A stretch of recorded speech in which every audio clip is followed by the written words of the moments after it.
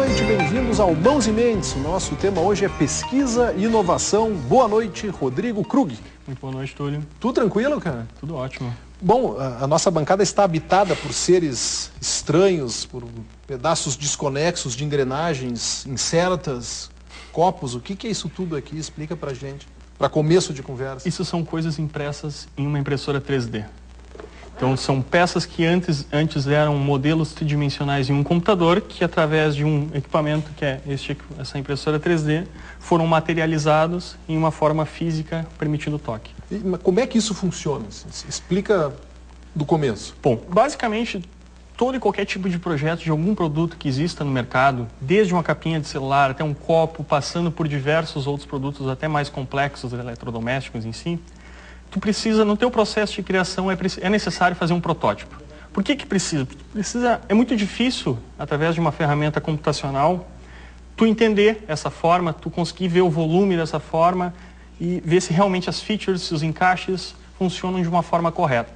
Então tu precisa prototipar, e até então isso era uma tecnologia que era muito utilizada na indústria automobilística e agora cada vez mais na criação de novos produtos. Então esse equipamento que eu trouxe para mostrar para vocês, ele basicamente pega aquele desenho tridimensional que tem num software feito em um software de computador e materializa ele depositando camada por camada de plástico, esse pequeno filamento plástico. Isso é matéria-prima, esse plástico derrete. Isso, esse plástico até é interessante comentar que ele é um plástico biodegradável, chamado PLA, que ele é feito de amido de milho, que ele pega esse filamento, ele é puxado pelo equipamento, derrete até ficar bem fininho, em torno de 0,2 milímetros. Ele é um fiozinho. Um fiozinho.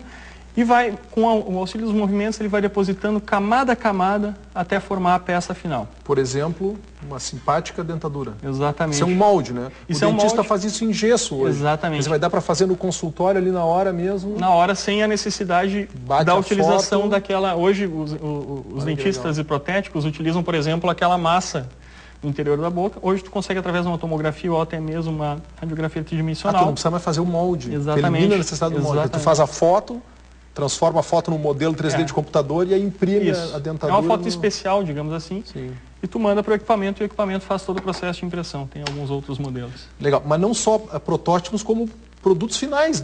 Alguns já, e no médio e longo prazo talvez realmente dê para fazer com outros materiais que não só plástico, com ligas de aço, com outro tipo de material que dê para usar como matéria-prima. Exatamente. Também. Hoje é uma tecnologia, apesar de ela ser uma tecnologia antiga, com mais de 30 anos, é uma tecnologia Qual tecnologia que tem 30 anos? Impressão 3D. Tem mais de 30 anos? Exatamente. Como é que a gente nunca tinha ouvido falar nisso? Porque nós somos desinformados. Não desinformados, eram equipamentos muito caros. E por isso que eu digo, o setor que mais utilizava isso era o setor automobilístico, e é o que permite... Ah, sim. Claro, imaginando numa escala industrial, naquelas máquinas enormes. Exato, eram equipamentos... A diferença é que agora dá para levar para casa. Exatamente. A proposta da Cleaver, minha empresa, é fazer um equipamento que qualquer pessoa qualquer empresa de qualquer porte, possa fazer aquisição. Qual é o preço hoje médio do equipamento? Este equipamento que a gente comercializa, ele custa R$ 4.500. Ele vai pronto para o uso. Tu tira da caixa em questão de 30 minutos. Plug and play. E exatamente. E precisa de um computador para... Exatamente. Aí vocês fornecem o software também. Isso. O usuário pode fazer esse desenho tridimensional em qualquer software do mercado. Existem milhares de softwares, ferramentas de desenho tridimensional. Pega o arquivo tridimensional daquele software. Que loucura isso, né? Inicia na máquina e ela faz todo o processo. Mostrarei o mestre Yoda voo. Olha só quem é que apareceu aqui.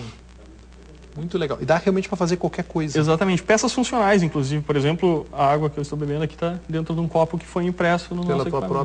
Pela tua própria impressora. Peças com movimentação, como o próprio rolamento. Mas um enfoque mais industrial. Isso é um rolimã de carrinho de lomba, né? É, basicamente.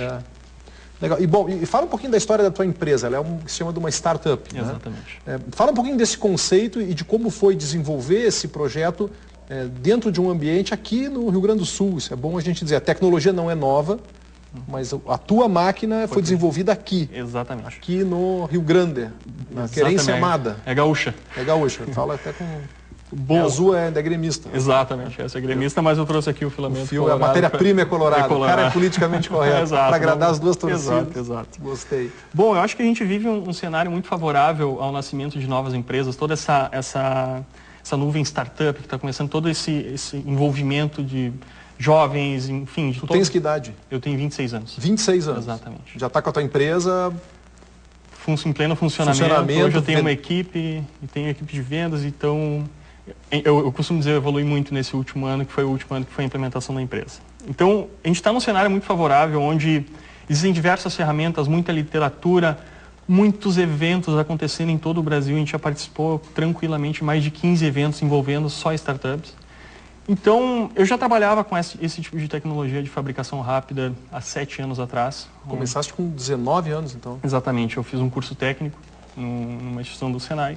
No Senai. Exatamente. Pode dar os nomes de todo mundo aí. Não, é legal a gente acompanhar a trajetória, para saber que a coisa pode funcionar, né? Acho que o gaúcho às vezes se puxa muito para baixo, né? Trazendo mais para trás ainda, eu sou do interior do interior. Eu sou Candelária. Candelária. Sim. Então, eu comecei um curso técnico no Senai, curso técnico em mecatrônica, e meu trabalho de conclusão de curso foi basicamente uma impressora 3D, uma fresadora CNC, que ela trabalha com uma proposta inversa, onde tu entra com um bloco de algum material, e esse mesmo desenho que tu tem no computador, ela vai esculpindo através do bloco. Isso é um processo altamente utilizado na indústria para fazer... Sim, tu entra com um bloco de...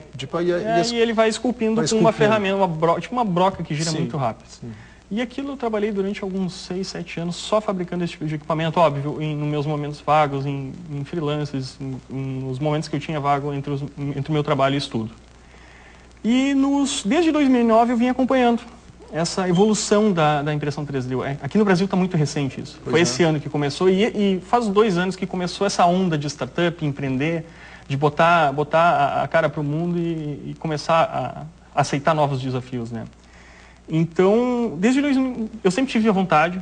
Eu trabalhava até na PUC como funcionário da PUC, tinha uma vida estável, um bom emprego, só que eu tinha eu posso fazer mais, sabe? E eu não queria trabalhar de empregado em algum outro lugar, porque eu via que o meu potencial não ia ser completamente aproveitado, esse potencial de criação, de transformar essa ideia em realidade. Então, acompanhando a evolução da impressão 3D desde 2009, eu vi que lá fora estava estourando. Tem uma empresa chamada MakerBot, que é uma empresa norte-americana que eles começaram em 2009, até 2011 eles tinham vendido mais de 10 mil unidades para todo mundo. Uma pesquisa de mercado mais aprofundada, com auxílio até da própria incubadora Raiar da PUC. Eu acho que é interessante lembrar que a hora que eu decidi entrar nesse mercado de startup, eu comecei a conversar com as pessoas. Eu acho que é fundamental. Quer dizer, startup definido é uma ideia que quer virar realidade. Exato, o conceito básico de startup é um negócio com alto risco, uma grande probabilidade de dar errado, mas se der certo, uma ideia quase maluca. Exatamente. Uma ideia meio lunática. Assim, exatamente. Se der certo, vai ser muito bom. Vai ser muito bom. Isso é uma startup. Tu tá com o risco, tu tá com a corda no pescoço todo dia que passa. E quando eu tive essa vontade, olhei esse mercado, vamos começar a fazer isso aqui no Brasil. Eu digo, não, vou procurar quem pode me apoiar. Então, procurei, a PUC tem alguns processos eu era aluno da PUC na época, sou aluno ainda, na verdade, e tem alguns processos de pré-incubação, que é o estágio probatório para tu abrir uma empresa, e ali tu descobre que ter a ideia não é o suficiente. Sim, tem que fazer acontecer. Tem que fazer, tu tem que pesquisar muito, tem que descobrir mercado, tem que saber o que tu quer vender, só para tu ter uma ideia, o rumo que eu estava tomando era fazer essas máquinas fresadoras que eu já tinha o conhecimento. Em uma pesquisa rápida de mercado, em menos de uma semana eu descobri que tinham mais de 8 empresas só aqui no Rio Grande do Sul fazendo isso. Eu digo, vamos tentar fazer impressoras 3D. Está na hora de quebrar sair da manada. Exatamente. Vamos continuar depois do intervalo? Claro. Rápida parada, sempre agradecendo ao Sebrae, 40 anos, o negócio é acreditar. Daqui a pouco a gente volta conversando sobre a impressora 3D Made in Rio Grande do Sul. Até já.